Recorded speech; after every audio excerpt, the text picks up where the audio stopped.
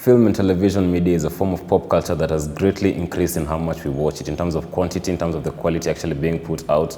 And you can see the involvement in making it far much more easier for us to be able to access this. From a long time ago, all people had to do was dress up, go to the cinema hall so that they can be able to watch a film of the week or a film of the month. But in due time, we're actually able to bring this into our homes. And very recently, we're actually able to watch such things on items as small as our smartphones. And with this, what has basically led is that there's far much more impact on our people and on our society in terms of how we view these films, how we interpret it, and how it actually leads to our society.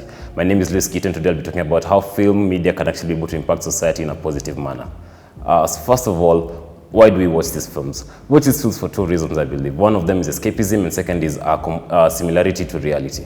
What this means is basically, as we watch a film, we basically have a sense of camaraderie with the characters we're seeing, with the world we're seeing, but also there's a far much more escapism element to it, such as maybe watching a cop show that releases every week. While we do know that cops exist in our world, we don't actually get an inside life into how they solve these cases, into how their lives are as they basically try to juggle life and work. So what basically this leads to is that there's an element of escapism, but also an element of commonality in terms of our reality to our own worlds. And therefore, even if you look at any other aspects of element, whether it's Star Wars, superhero genre, media mysteries and media documentaries, we know that elements of these characters and elements of their world exist in our own, but there's still an element that is far much more different from ours, which is why we actually want to watch this thing, because we feel as if we're escaping, but not escaping into something that is completely new, but rather something that still has elements of something that we can actually be able to relate to. And this is why I believe that film media actually impacts us as society. So first of all, we have films that basically are a reflection of our own past. Films which actually show what used to happen a long time ago.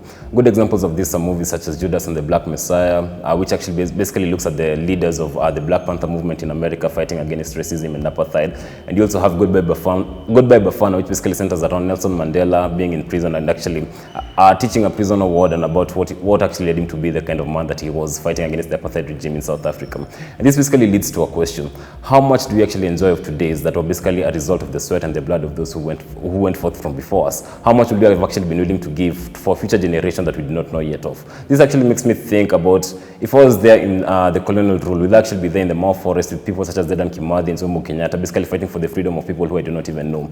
And what this basically leads to is a far much more appreciation of what I actually have now, of the freedom that I can have to basically be able to vote for my leaders, actually tweet out whatever thoughts I have concerning my country, concerning my people, concerning various issues that basically revolve around the world. And what you basically have from these films is that we realize that we need to appreciate what we have, and we need to take proper advantage of it in actually ensuring that if our life is far much more better because of the sweats and bloods of others that came before us, then we need to ensure that we strive and work quite hard to ensure that the lives of those who come after us are far much more better and have a far much easier time getting along into this world, into this crazy world of ours.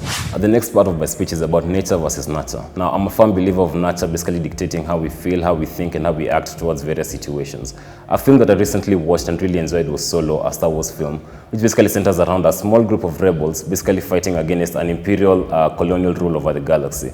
And a character that really stood out to me in this film was a pilot who had basically defected from the imperial rule and wanted to basically join the rebels in fighting against the imperial rule over the galaxy.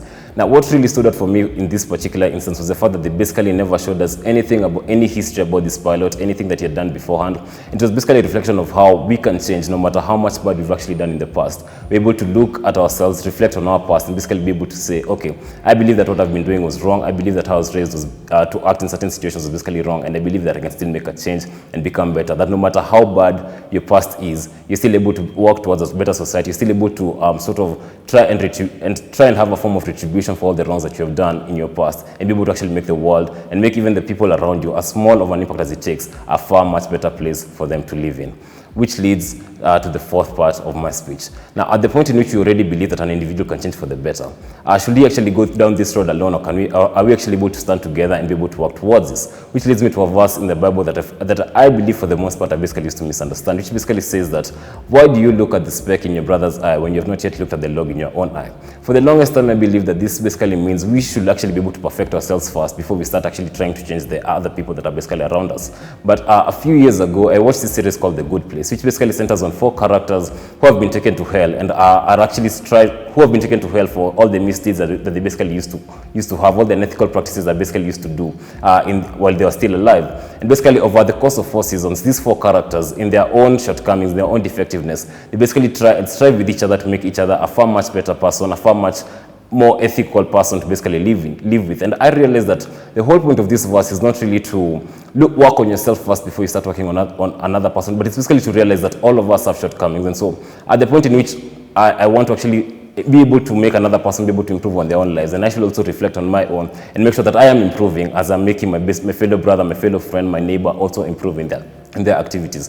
This series basically taught me that yes, all of us at some point are going to have shortcomings, and you're going to notice the shortcomings of the people around you. Sometimes you may not notice the shortcomings of your own self, but at the end of the day, make sure you're trying to improve not only yourself but the people around you, so that you can make the society a better place, because there's only so much one person can do. But if I can change both myself and the people around me, and we can change each other and improve each other for the better, then I believe that we can be able to have a far much more larger impact on society in a good manner. And at the point in which you keep on spreading this message, keep on spreading this belief that we can all improve, then I believe that society can basically be able to change and improve for the better part. Which leads me to my conclusion. Now, as I said in the start of this speech, is that film media has basically been able to spread at the point in which you can basically buy bundles and simply start streaming it on any service on our smartphones. So at the point in which movies are basically this common and this easy to basically be able to reach out, I believe that movies for the most part should actually be able to have a message that should basically be able to have a message that leads the viewer to basically want to improve on themselves, to basically improve the society around them. Because at the end of the day,